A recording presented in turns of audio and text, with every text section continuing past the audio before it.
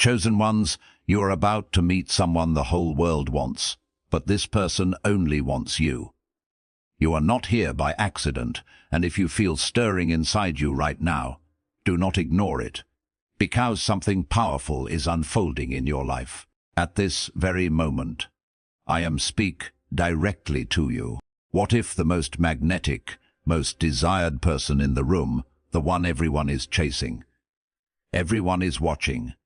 Everyone is quietly jealous of what if that person stopped everything and chose you, not because you begged, not because you performed, not because you pretended to be something you weren't, but because of something inside you that you've been told your whole life to hide.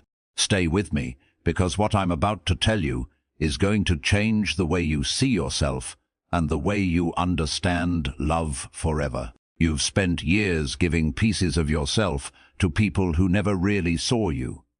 You learned how to be agreeable, how to shrink, how to make yourself easier to love by making yourself smaller. You got good at reading rooms, adjusting your energy, softening your edges.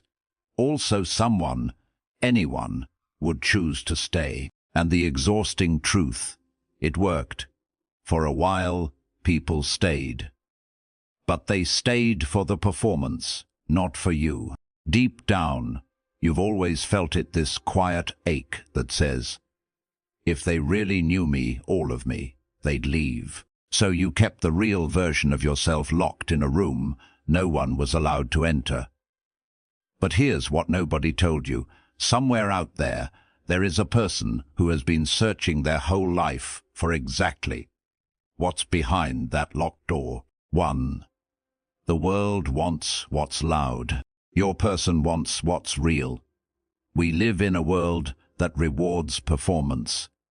Social media taught us to curate. Culture taught us to compete.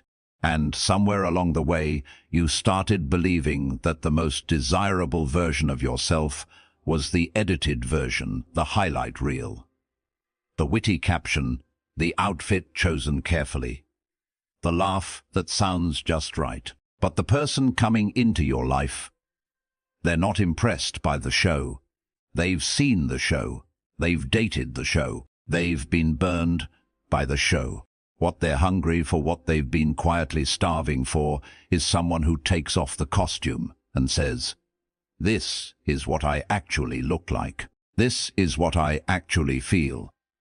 That kind of rawness terrifies most people, but for the right person, it's the most attractive thing they've ever encountered. 2. Being chosen ones doesn't mean being perfect. It means being unignorable. Let me tell you about someone I know.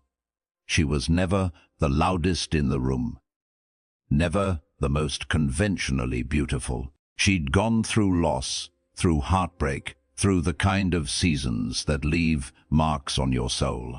She'd stopped pretending those marks weren't there. And when a man who had been surrounded by admiration his entire life, a man who could have had anyone met her at an ordinary Tuesday evening dinner, he said later that it felt like someone had finally turned on the lights in a room he'd been navigating in the dark. He didn't fall for her perfection. He fell for her presence. The way she spoke about things she cared about with her whole chest. The way she didn't need his validation to feel certain about who she was. Chosen ones are not people without wounds. They're people who stopped letting their wounds make them apologize for existing. 3. Your solitude has been your training ground. I know the loneliness has felt unbearable sometimes. I know there were nights where you stared at the ceiling and asked the universe, what is wrong with me? Why does this keep not working? But can I tell you what I see when I look at those years you spent alone?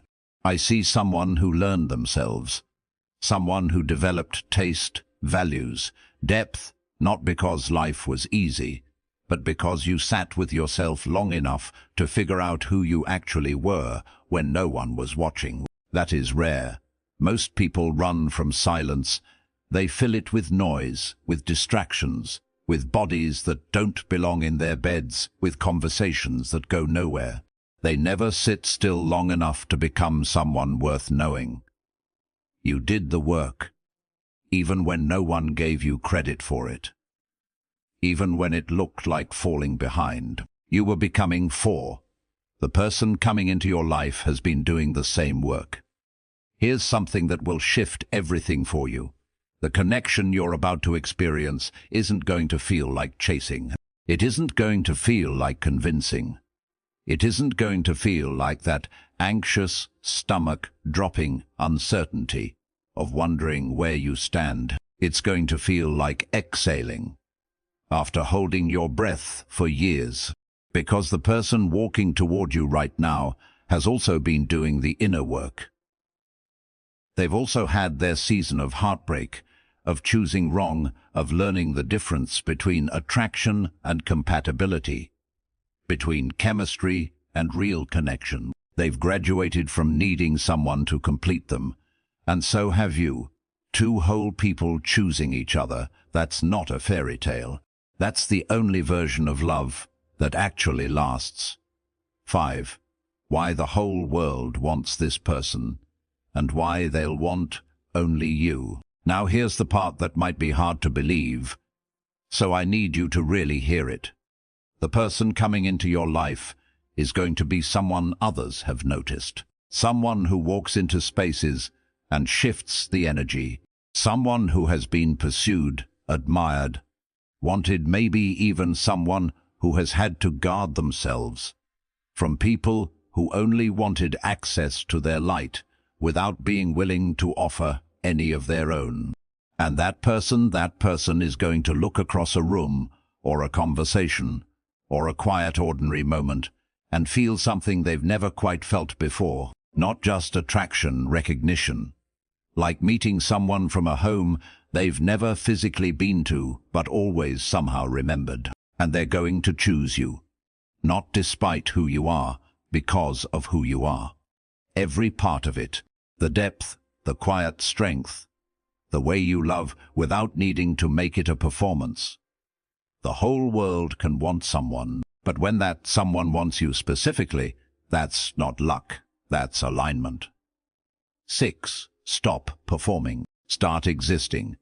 Here's the hardest shift you'll ever make, and also the most liberating. Stop trying to be what you think someone wants. Stop researching how to text, how to seem mysterious, how to trigger attraction in another person. Stop reading yourself as a problem that needs a strategic solution. Start just being. Show up with your actual sense of humor, the one that sometimes only 3 people on Earth would find funny. Share your actual opinions, the ones you've been softening, because you didn't want to seem intense. Let yourself get genuinely excited about things, even if it makes you seem like too much. The person meant for you will not be scared off by too much. They will be magnetized by it, because they have been sitting across from too little for too long. They have been in rooms full of people who never said anything that meant anything. They are hungry for someone who actually shows up. Be that person, not as a strategy, as a practice, as a return to who you were before the world taught you to edit yourself down. 7. This connection will heal things you forgot were broken. I want to prepare you for something, because it might catch you off guard. When the right person enters your life, it's not just going to feel good. It's going to feel disorienting at first, because love that doesn't require you to shrink will feel unfamiliar. Kindness without conditions will make you suspicious. Being seen without judgment will make some old part of you want to run. That's not a sign that something is wrong. That's healing happening in real time. Old wounds don't close instantly. They close slowly, in the warmth of consistent love, in the safety of someone who keeps showing up, in the accumulation of moments where you expected rejection and got acceptance instead. Let yourself be healed. Let yourself receive.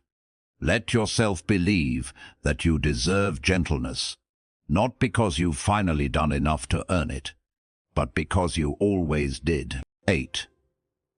You were never too much. You were just with the wrong people. I need to say this directly, because I think you've needed to hear it for a long time. You were not too sensitive. You were not too intense. You were not too needy, or too emotional, or too complex. You were a deep ocean placed in the care of people who were only prepared for a wading pool. It was never a mismatch between you and love. It was a mismatch between you and them. There are people in this world built for the kind of love you carry. People who don't just tolerate your depth, they need it. People who would find shallow water suffocating and who have been searching, quietly, for someone willing to go to the places most are afraid to dive. You are not a problem. You are not broken. You are not behind. You are exactly right, just not yet in front of the eyes built to appreciate it. 9. The signs are already around you. Pay attention to how your life has begun to shift. The things that used to drain you no longer hold the same power. The relationships that were built on you giving and never receiving have started to fall away, not because of drama, but because you've simply stopped feeding what was never feeding you back. You've been getting quieter in ways that feel like clarity, not sadness. You've been getting more comfortable in your own company. You've been getting pickier, not out of arrogance, but out of finally knowing what you actually want. These are not random changes. This is your life reorganizing itself to make space for what's coming. You don't need to force it. You don't need to announce it. You don't need to wonder if you're doing it right. You're already doing it. It's already in motion. 10. The wait was never punishment. It was preparation. Every season you spent waiting, every night you wondered if it would ever happen, every moment you watched others find what you were looking for. None of it was the universe punishing you. It was building you. The version of you who walks into this new connection is so much more capable of keeping it, of appreciating it, of being truly present inside it, because of everything you went through to get here. If it had come earlier, you wouldn't have been ready. Not this version of it, not the real thing. But you're ready now. That's not something I'm saying to comfort you. That's something I'm saying because it's true. The depth you've developed, the self-knowledge you've earned, the boundaries you've quietly started, holding these are the things that make a love like this possible, and sustainable, and real. So here's what I want you to carry with you today. Somewhere, there is a person the whole world has been reaching for, and that person has been quietly, patiently, specifically waiting for you. Not a version of you that performs better, not a version of you that needs less or feels less or asks less. You, the real one, the full one, the one reading this right now with something stirring quietly in your chest. Because some part of you already knows this is true. You don't have to earn this. You don't have to get thinner, funnier, more successful, more healed, more anything. You just have to stop hiding the person who was always worth finding. That's it. That's the whole assignment. The love that's coming isn't a reward for finally becoming worthy. It's a recognition of what you've always been. And when it arrives, not if I want you to let it in all the way in. No walls, no testing, no waiting for the other shoe to drop. Just open hands, open heart, and the quiet, unshakable knowledge that you always deserved this. If this reached something in you today, something you needed to hear, subscribe. Not for me, for yourself. As a reminder that someone out there is speaking directly to what you're going through. And you don't have to go through it alone.